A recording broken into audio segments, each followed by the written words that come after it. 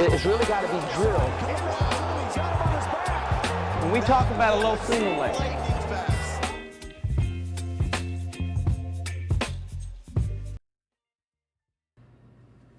Tazidinov's double leg is a little unorthodox, or maybe a little non-traditional, at least in the way he finishes most of the time.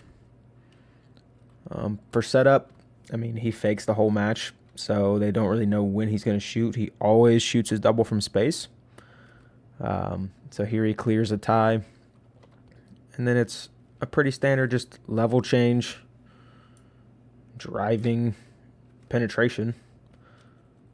And then we can see that one of the things that makes his double leg super effective is how tall and how long his arms are. All right, so he's almost able to get to the guy's legs every time.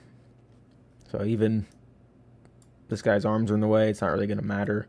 Not great defensive reaction by going legs straight. Does end up getting his feet back. And we still see this arm in the way. And typically, you try to get your head on the outside and drive across the opponent's body. But like 98% of the time, Tazhudinov goes over his head, which is what we're going to see here. I just call this a cross finish because it's across the body. But we see his head's on this side here, and he is dumping the guy that way. The things that really make this work for him are, I bet he's just insanely strong, and he has abnormal length with his arms.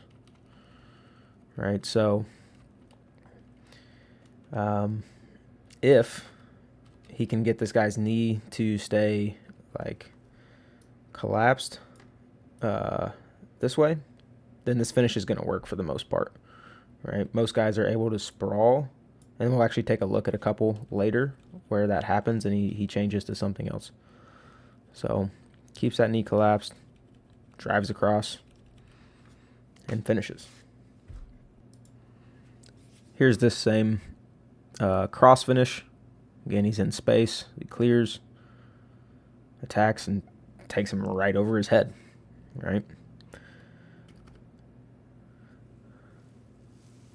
Kind of a little shuck. Back into space. Super high stance. Normal penetration. Again, through the guy's arm.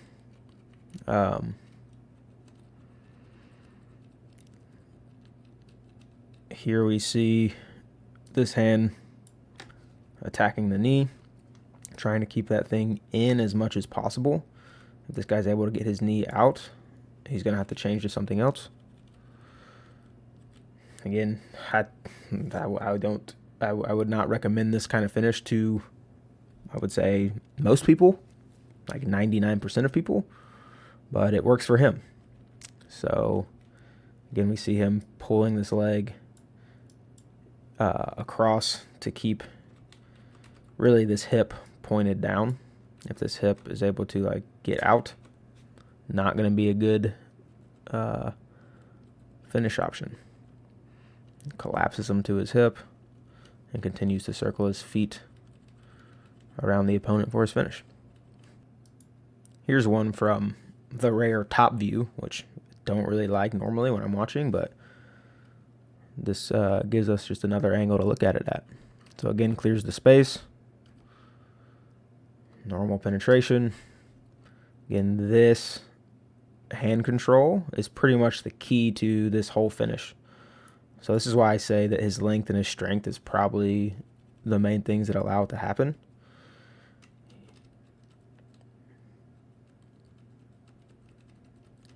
Again, we can see here he's, barely got fingertips on this leg, and he's still going to be able to collapse the guy to his hip. Right. Just would not consider this a very good position most of the time. But again, he makes it work for him. And look, here the leg even slips out. But at this point, it's almost too late. If this guy's able to kind of like hip heist or turn his hips down and get this this leg all the way out, then maybe he can recover here, but is able to get his finish anyway. Another example, little head tap from space into double. So, little head tap. I don't know what he's looking at over here, but his eyes definitely go this direction. Maybe the time, I don't know. It is short time for this period. Little head tap, level change. Again, gets anchored on this leg. And then, I mean, most of the guys are getting this arm between every time, and it's just not making a difference. Pulls this leg in tight to collapse that hip. Runs toward his feet. And then eventually gets his head up and across like you would see in a traditional finish. And here we're going to see one of the reasons why I think he's able to get to it so often, besides just his length, is that he fakes so much. And here he fakes like 6 times in a row. 2, 3, 4, and then goes. So, you know, the dude fakes a bunch and then attacks. And then again, it's the same kind of attack. And even, again, this guy's arm gets in the way. But it's not necessarily the hand that he's concerned with. Again, gets control of the knee. And I'm starting to notice on his penetration that it's not like straight and across, because that's not where his normal finish is. So he's kind of adapted his penetration to the type of finish he wants to do. So as he penetrates, we're going to see him kind of slide the opposite direction to do this cross finish. So we start to see him slide out this way, which again is just, I don't know, it's just non-traditional.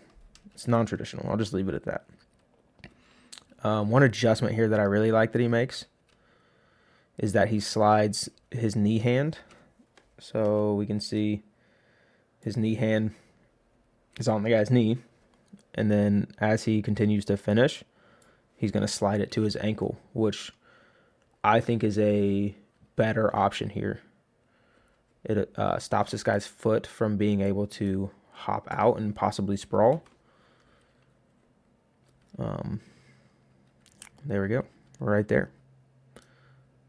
Slides it to his heel, and it's more of like a little collapse type finish as opposed to that like knee twist.